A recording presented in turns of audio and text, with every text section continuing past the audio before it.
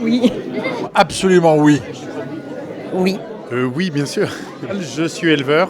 C'est hyper important pour moi que les animaux se sentent bien dans leur environnement avec leur éleveur. Parce que si les animaux sont bien avec moi je vais être bien avec eux. Et ça va déterminer aussi la qualité du produit qu'on va avoir derrière, c'est évident.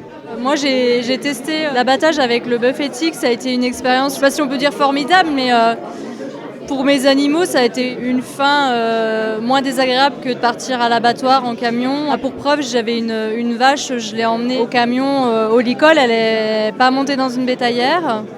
Elle est juste allée au licol. Elle ne s'est pas rendue compte que c'était la fin. Et je suis persuadée que la qualité de viande derrière s'en ressent. Parce que si on n'aime pas les animaux dans le pré et que dans l'assiette, c'est qu'on ne les connaît pas. Et on mange quelque chose d'éthéré, de désincarné. Si on les aime que dans les champs et pas dans l'assiette, il ne va plus y en avoir beaucoup. Or, il paraît qu'on a besoin quand même des animaux. Donc il n'y a pas d'option, quoi. Soit on les aime ni dans l'un ni dans l'autre, soit on les aime dans les deux. Dominique Dessort, qui était ergonome, disait que c'est comme ça que le directeur de l'école de Maison-Alfort accueillait les vétérinaires, les élèves, les étudiants vétérinaires la première année. Il disait, vous êtes là parce que vous aimez les animaux, on va vous apprendre à les aimer dans votre assiette. J'ai été moi-même réconciliée avec cette façon de consommer. Ça fait 15 ans nous-mêmes que nous sommes agriculteurs biologiques, mais en vigne. Et nous côtoyons de très belles personnes éleveurs. Je rassure mes enfants qui, eux, ont eu aussi beaucoup de doutes. J'emmène mes enfants dans tous les débats. Je leur redonne tout simplement l'envie de manger, mais avec plaisir. Et plus avec cette crainte de qu'est-ce qu'on mange, maman, dans l'assiette. Alors on parlait du bien-être des éleveurs, ce que j'entends, mais complètement, tellement j'ai été émue par le film.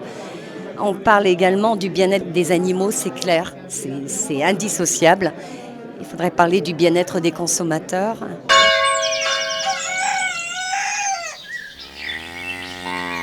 Je pense qu'il y a quand même de plus en plus de personnes qui se posent la question, qui ont envie de connaître l'histoire de leurs produits.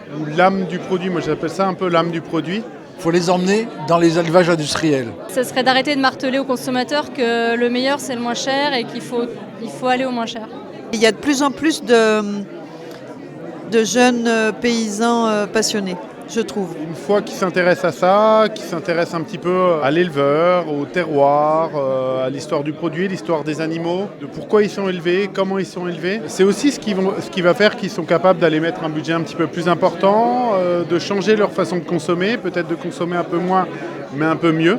Moi, je me suis installée juste avant le Covid, quelques mois avant, décembre 2019. Il y a eu la crise du Covid. Les gens se sont pris d'amour pour nous, petits producteurs. Aujourd'hui, il y a beaucoup de gens que je ne vois plus. Et c'est vachement lourd pour nous, petits paysans, d'être tout le temps sur les réseaux, à toujours dire on est là.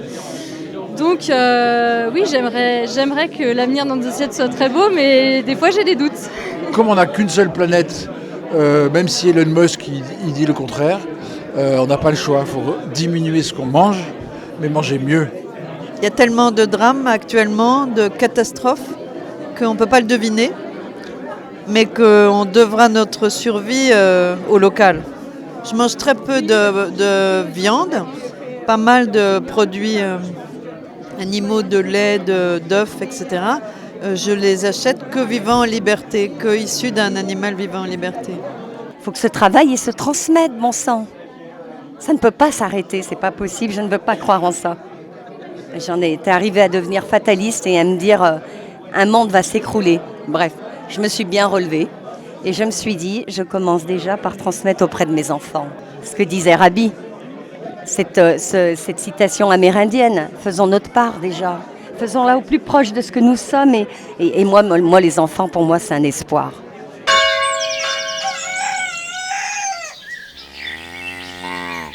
J'ai bien apprécié le film que je ne connaissais pas. J'ai vu des belles personnes dedans.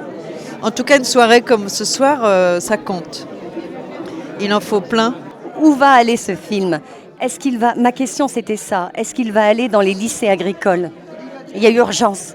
Le film a été pour moi un moment de joie esthétique.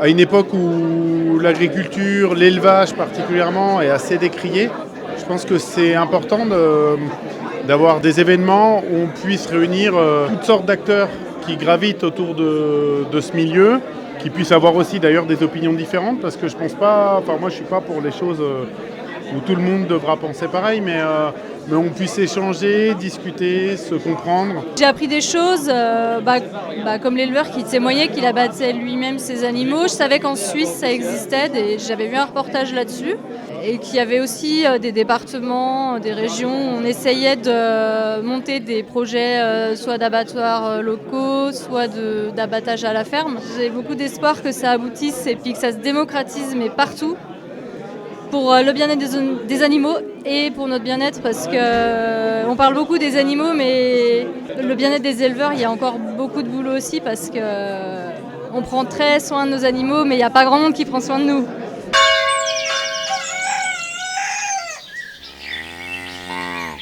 Un truc que j'aime bien quand même, c'est la carbonade flamande. J'ai un peu honte parce que je suis bourguignonne, j'aurais pu dire le bœuf bourguignon, mais... Je suis italien, moi, pas de bolognaise, voilà. Les rillettes. L'onglet de bœuf. Mon Dieu, mais j'aime tellement la vie que j'ai du mal à vous dire quel est mon plat préféré.